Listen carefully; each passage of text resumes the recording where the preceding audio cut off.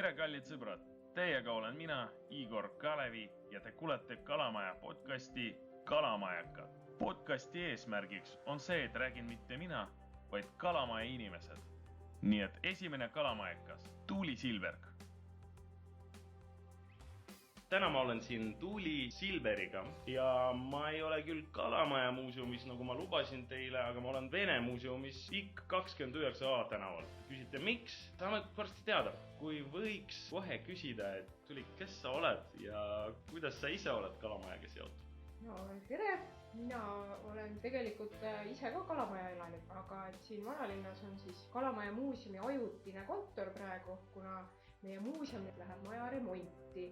Ja meie siin tegutseme siis ka üks huvitav vana maja on siin vanalinnas, kuhu ka kõik on lahkesti oodatud. Ja mina ise tegelikult olen elanud Kalamajas väikeste vahedega aastast 1999. Ja kui mina tulin siis Tallinnasse kunstiakadeemiasse, tahtsin saada sisse, siis ma otsisingi kodu elamute rajoonis, eelkõige Kalamajas. Elasin kõigepealt siis sõbranna juures Kungla tänaval ja siis kolisin ümber nurga Salme tänavale. Kuidas Kalamaja nägi välja siis? No eks ta ikka hoopis teistsugune nägi välja küll, aga kodune. Aga majad olid ju loomulikult räämas ja keldripoode oli kõvasti rohkem. Keldripoodide kaduvusest olen ma ka kirjutanud ühe väikse luu Bianca Soe raamatusse. Neid kahjuks polegi enam. Nad olid väga oluline osa tegelikult Kalamaja olemusest ja pimedam oli kõvasti. Aga julgust oli ka rohkem, et eks siis öösel üksinda läbi Balti jaama Salme tänava lõppu tuli üsna tihti minna ja otseselt nagu ei kartnud. Aga nii palju, kui ma mäletan, siis mul on algusest peale meeldinud Kalamajas elada. Üldse sellest Kalamaja nimest, et miks see nimi üldse on selline, Kalamaja? No tegelikult viimasel ajal mulle tundub on sellest üsna palju juttu olnud, aga neile, kes tõesti veel ei tea, siis Kalamaja on ju tegelikult Tallinna kõige vanem eeslinn ja siis esimesed teated püsivast sellisest asulast Tallinna külje all mere ääres on juba 1374. aastast, kui seal siis elasid sellised mündrikud, väga tähtsad ametimehed, kes siis suuri kaubalaevu juhtisid karidest mööda ja kalurid elasid siis. Neil olid seal sellised ka ajutised paadikuurid ja eks siis nende kalurite järgi. Alguses oligi siis Fischermai ehk Fischermaja ja Fischer, eks ju, kala. Kalamaja ja see piirkond moodustas eraldi sellise haldusüksuse, kus oli siis kaks sellist vanemat, kes kuulusid Tallinna Raadi ja siis maja kruntide eest pidi maksma kalurimaksu. Ja tegelikult on teada, et näiteks 1527 aastal oli Kalamajas 78 majakrunti, millest 17 oli kõrtsi. Et juba siis oli selline kirev elu käis Kalamajas. Just, et see aina läheb sinna poole tagasi. Jah. Kuigi põhjus oli siis ju teine, et kuna vana linn ju pandi ööseks kinni väravad ja kõik need, kes siis hiljem saabusid, pidid kuskil juua ja süüa saama ja lõbutseda, seda siis need kõrtsid pakkusid. Aga kuidas Kalamaja praegu kultuurile väärtuslik on? Ja seda saab mitmeti vaadata. Näiteks paljud Kalamaja inimesed ise arvavad, et seda kõik on juba liiga palju Kalamajas, et justkui ajab üle ääre. Aga mina vaatan sellest seisukohast, et Kalamaja ja ka teised asumid või agulid, eeslinnad praegusel ajal muutuvad ju nii kiiresti, nende ilme muutub. Tegelikult kipub ikkagi see vana hea aguli hõng ära kaduma. Sellepärast on väärtuslik, ma arvan, et seal on ka inimesi, kes väärtustavad seda ja kes üritavad seda alles hoida, mida ka meie muuseum üritab teha. Et kui me hakkasime seda kogukonna muuseumi tegema, siis me küsisime kohalike inimeste käest nii suuliselt kui küsitluslehtedega, kui mõttetalgutel, mida nad tahaksid alles hoida. Ja väga palju toodi välja just seda kaduvat aguli hõngu ja tegelikult see on väärtus. Kes teab, äkki kunagi tuleb ka selline hubane, mõnus Lasnamäe muuseum? Muuseas on olnud mõtteid Tallinna Linnamuuseumil küll selles suunas, et teha üks filiaal ka siis kas Lasnamäele või Mustamäele, kus olekski autentne näiteks 70. aastate korter kogu sisustuse ja kõigega. Et Linnamuuseumil on täiesti, ütleme nii, tööpõld on lai ja mõtteid on palju selles suunas. Kui üldse rääkides nendest sündmustest ja kultuurist, et kas on tulemas sügisel mingeid üritusi, et me teame küll, et kui Kalamaja muuseumi veebilehele minna, siis seal on nagu mõned nagu sündmused olemas. Mis sa võiksid sellest rääkida, et mis põnevad tulemas on? No eelkõige ma võin muidugi rääkida, mis meie omalt poolt pakume. Siin juba 10. oktoobril, sellel laupäeval on tulemas tuur mööda välinäituse paiku, sest juunis me avasime Kalamaja tänavatel järjekordse sellise näituse, mida saab ka ise avastada, aga siis tuuril saab kuulda sinna juurde veel lugusid ja näha ka fotosid, mis näitusele ei mahtunud, aga mida siis on inimesed meiega jaganud. Et see on siis sellel laupäeval 10. oktoober kell 1 ja kogu pere võib tulla sinna jalutama koos meiega. Ja siis juba 12.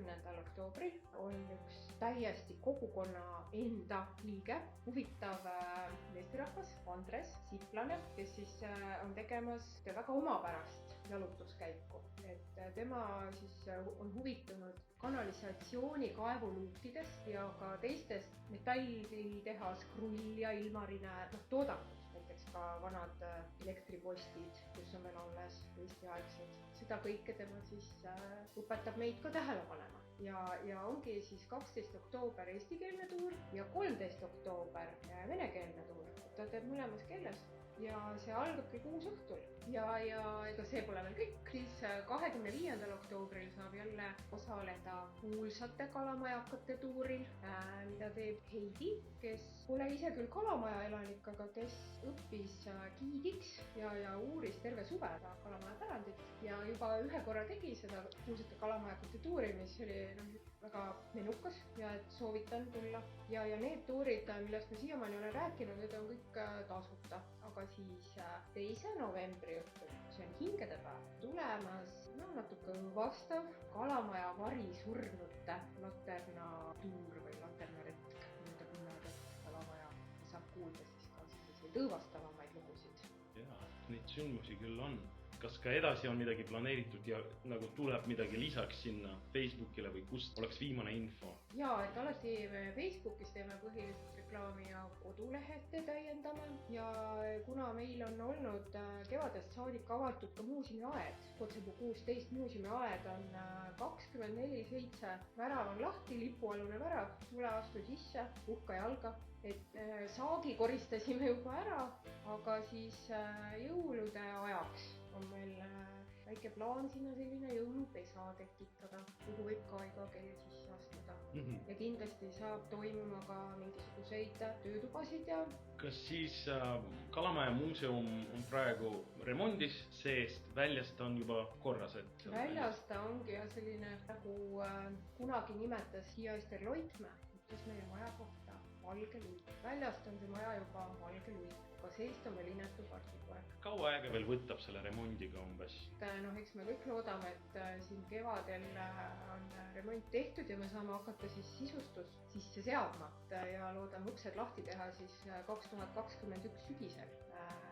Kui mitte enne, siis kooliaasta alguseks kindlasti. Sellepärast, et koolilapsi ja lasteaialapsi ja igasuguseid kollektiive ootame me ju külla. Ja tegelikult, kui maja ise on remondis, siis meie kodulehe peal on ka info, et selliseid erineva iseloomuga jalutuskäike saab tellida. Siis kas või näiteks oma sünnipäeva seltskonnale või väiksele kollektiivile tähistamaks oma näiteks tööjuubelit ja teema saame kokku leppida siis. Just väga palju selliseid huvitavaid projekte ongi meil sündinud kellegagi koostöös. Nagu näiteks ka seesama kaevuluukide tuur, mis on nüüd tulemas. Kogukonna enda seest tuleb see initsiatiiv või idee või huvi ja siis meie aitame selle teoks teha. Kui näiteks on üks meie kuulaja teadlik mingis osas, et ta on kas ajaloolane või lihtsalt teab midagi põnevat, ta võib teiega ühendust võtta. Jaa, et istume kokku, rakistame ajusid ja sünnib midagi toredat jälle. Suurepärane. Äkki varsti on uusi tuure tulemas.